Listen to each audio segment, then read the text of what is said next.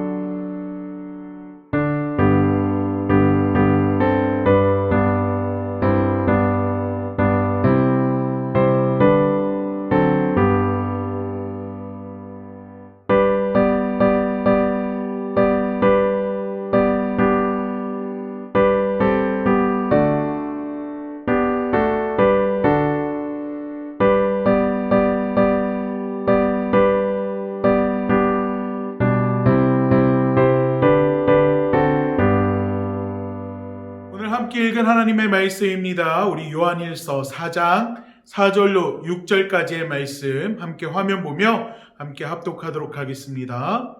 자녀들아, 너희는 하나님께 속하였고 또 그들을 이기었나니 이는 너희 안에 계신 이가 세상에 있는 자보다 크심이라. 그들은 세상에 속한 고로 세상에 속한 말을 하며 세상이 그들의 말을 듣느니라. 우리는 하나님께 속하였으니 하나님을 아는 자는 우리의 말을 듣고 하나님께 속하지 아니한 자는 우리의 말을 듣지 아니하나니 진리의 영과 미혹의 영을 이로써 아느니라. 아멘. 할렐루야. 오늘 함께 말씀을 나누는 우리 성도님들 각 가정마다 하나님의 크신 은혜가 또 예비하신 축복이 함께 하시기를 간절히 축원합니다. 아멘. 어렸을 적 저희 집은요 굉장히 가난하고 힘들었습니다. 어머니 혼자서 저와 제 여동생을 데리고 식당을 운영하셨고 또 운영하시면서 참 많이 고생하셨습니다. 새벽부터 밤 12시 문을 닫는 시간까지 어머니는 쉬지 않고 일하셨고요. 일을 마치고 가게 뒤 골방에 들어와 자고 있는 저와 제 여동생을 쓰다듬으면서 어머니께서 늘 이렇게 말씀하곤 하셨습니다. 준영아, 국화야, 엄마는 너네만 보고 살아. 그때는 잘 몰랐습니다. 하지만 지금 제가 아이들을 낳고 또 키우고 그때 어머니가 어떤 마음으로 왜 이렇게 이야기하셨는지를 알겠더라고요. 사람은 누구나 문제가 생기기 마련입니다. 그리고 그 문제 가운데 나를 쓰러뜨리지 않도록 잡고 지탱해 주는 것, 그것을 바라보면서 많은 사람들이 그 문제를 극복합니다. 저희 어머니도 그러셨고 또 저도 그렇고 아마 여러분도 그럴 거예요. 감당하기 힘든 문제가 있을 때 사람마다 바라보고 의지하고 또 붙잡는 것들이 다 다릅니다. 예수님을 모르셨던 저희 어머니는 저와 제 여동생을 보면서 너희만 보고 산다라고 말씀하셨고, 역시 이 세상의 많은 사람들이요, 숨이 턱턱 막히는 문제 앞에서 여러 가지를 보고 의지하고 살아갑니다. 저는 오늘 감당하기 힘든 삶의 문제 앞에 우리가 섰을 때 우리 믿음의 성도님들이 무엇을 바라보고 또 무엇을 의지해야 하는지에 대해서 함께 말씀 가운데 나누고자 합니다. 우리가 오늘 말씀을 나눌 때 우리가 무엇을 바라봐야 하는지 또 무엇을 의지해야 하는지 그 답을 찾는 우리 믿음의 성도님들 각 가정이 되기를 간절히 축복합니다. 우리가 너무나도 잘 알고 있는 성경의 이야기가 있습니다. 다윗과 골리앗의 이야기입니다. 하나님의 백성을 조롱하는 골리앗, 그리고 나아가 하나님까지 조롱하는 모습을 우리는 성경 속에서 볼 수가 있습니다. 그리고 이 골리앗 앞에 두 사람이 있지요. 한 명은 이스라엘의 초대 왕이었던 사울이었고 다른 한 명은 어린 소년이었던 다윗이었습니다. 이 두 사람 앞에는요, 골리앗이라는 동일한 문제가 있었습니다. 그런데 이 문제를 대하는 두 사람의 태도는요, 확연한 차이가 있습니다. 사울이 느끼는 골리앗이라는 문제는요, 두려움이었습니다. 그러나 어린 소년이었던 다윗이 느끼는 골리앗이라는 문제는요, 두려움이 아니었습니다. 때문에 오히려 골리앗에게 나아가서 이렇게 이야기합니다. 너는 칼과 창과 단창으로 내게 나아오거니와 나는 만군의 여호와의 이름 곧 내가 모욕하는 이스라엘 군대의 하나님의 이름으로 내게 나아가노라. 여러분, 그 결과가 어떻게 되었죠? 네, 여러분 다 잘 알고 계시죠? 다윗의 승리였습니다. 저는 오늘 이것을 이야기하고자 합니다. 하나님의 백성이 문제 앞에 섰을 때 왜 그 문제 앞에서 실패하는지, 또 왜 넘어지는지, 그리고 어떻게 해야 그 문제 가운데에서 승리할 수 있는지를 함께 나누길 원합니다. 요즘 코로나 때문에 굉장히 힘들어하는 가정이 많이 늘어나고 있습니다. 물론 우리 교구도 마찬가지입니다. 그런데 그 문제를 맞이하고 섰을 때 여러분은 어떻게 하고 있으신가요? 여러분은 무엇을 의지하고 또 무엇을 바라보고 계십니까? 오늘 본문 말씀을 보면은요, 성경은 이렇게 이야기합니다. 세상에 속한 자는 세상의 소리에 귀를 기울인다. 여러분, 하나님을 믿는 사람은요, 세상에 속한 자일까요? 아닐까요? 네, 맞습니다. 어떻게 아셨죠? 역시 우리 사교구 성도님들 뛰어나십니다. 하나님을 믿는 사람은요, 세상에 속한 자들이 아닙니다. 그러면 우리를 한번 되돌아봅시다. 문제를 대면했을 때 우리의 삶은 어떻습니까?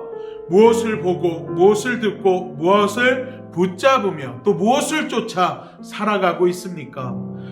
세상에서 이야기하는 진리나 가치, 세상에서 이야기하는 정답을 쫓아 살아가고 있지는 않습니까? 내 생각, 내 방법을 의지해서 그 문제를 해결하려고 하고 있지는 않습니까? 정말 안타까운 일은요, 정말 안타까운 것은 내 생각과 내 방법과 세상의 정답, 세상의 소리에 귀 기울이는 사람들이요, 의외로 우리의 생각보다 우리 주변에 많이 있다라는 것입니다. 문제 가운데 하나님을 의지하기보다는요, 세상의 소리에 귀 기울여 살아가는 사람이 너무너무 많이 있다라는 거예요. 여러분, 사단의 최고의 목적이 무엇인지 아십니까? 사단의 최고의 목적은 나와 하나님의 관계를 끊는 것입니다. 단절시키는 거예요.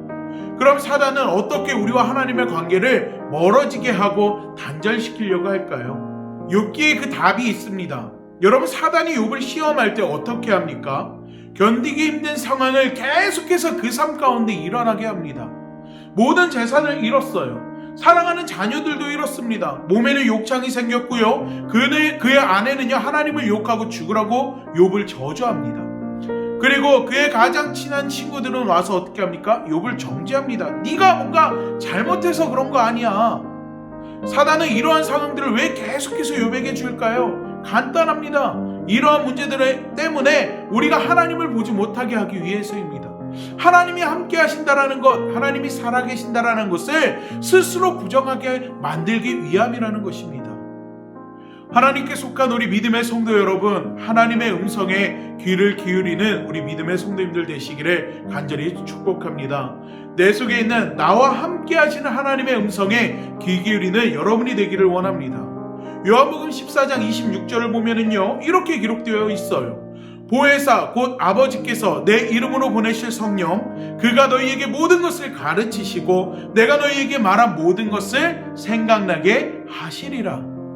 내 안에 계신 성령님께서 상황마다 우리가 무엇을 말해야 하는지, 어떻게 해야 되는지 가르쳐 주신다라고 성경은 기록하고 있습니다. 우리는요, 그저 성령님이 인도하는 대로 따라가면 되는 것입니다. 양이 목자가 이끄는 대로 가지 않고 자기 마음대로 가면 그 앞에는 더 큰 고난과 더 큰 아픔이 있고 더 큰 슬픔이 기다릴 뿐이라는 거예요. 그러면 어떻게 해야 합니까? 저는 오늘 믿음의 성도님들께 딱 두 가지를 이야기하고 싶습니다. 첫째, 하나님을 믿고 의지하고 또 바라보십시오. 우리는요, 누구나 문제 앞에 설 수밖에 없는 인생을 살아갑니다. 그런데 문제 앞에 섰을 때 세상의 소리에 귀 기울이고 내 자신의 방법을 의지하는 가장 큰 이유가 무엇인지 아십니까? 그것은요, 하나님을 전적으로 의지하지 못하기 때문입니다. 전적으로 하나님을 신뢰하지 못한다는 거예요. 아무리 생각을 해봐도 하나님께 기도한다고 이 문제가 해결될 것처럼 생각되지 않는다는 것입니다. 그리고 그 작은 의심은요, 하나님의 소리가 아닌 세상의 소리에 귀를 기울이게 만든다는 것입니다. 성경 속 이스라엘 백성들은요, 문제가 생길 때마다 하나님 앞에 기도했습니다. 설사 그것이 불가능해 보인다 할지라도 하나님 앞에 기도하고 또 하나님을 붙들었습니다. 역대하에 보면은요, 아사왕이라는 사람이 나옵니다. 제가 참 좋아하는 성경의 대목인데요. 아사왕의 군대는 48만 명이었습니다. 그런데 이 아사왕을 치려고 구스 사람 세라가 군사 100만 명의 병거 300대를 거느리고 나타납니다. 여러분, 아사왕 입장에서는요, 굉장히 큰 문제를 직면하게 된 것입니다. 이 전쟁은요, 그 결과가 불보듯 뻔합니다. 도저히 아사왕이 이길 수가 없는 거예요. 이때 아사왕은요, 자신의 생각을 의지하지 않았습니다.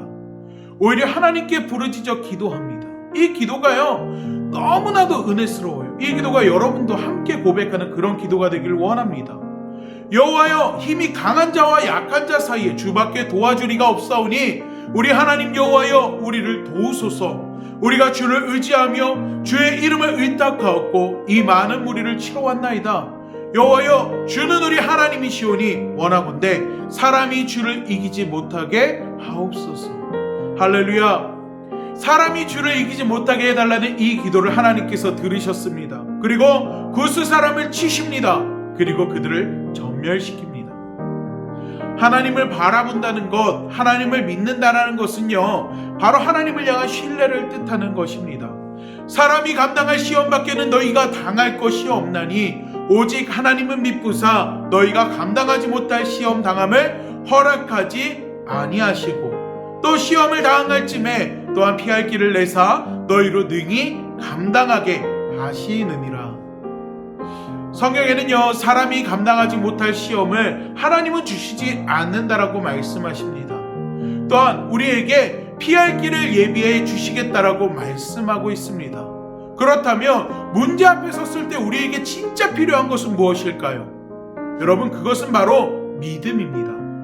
이 믿음이 있어야 하나님의 음성을 들을 수 있습니다. 이 믿음이 있어야 하나님이 하시는 일들을, 하나님이 하실 그 일들을 기대하고 소망할 수 있습니다. 또한 하나님이 아무리 이야기하셔도 믿지 않으면 아무 소용이 없는 것입니다. 두 번째는요, 먼저 그 나라와 의를 구하는 것입니다. 즉, 우리의 관점을 바꾸라는 것입니다. 내가 중심이 되어서 내 앞에 문제만 보는 것이 아니라 하나님의 관점에서 한 걸음 더 내다볼 줄 알아야 한다라는 것입니다. 여러분, 우리의 시선은요, 한 가지만 바라보게끔 되어 있습니다.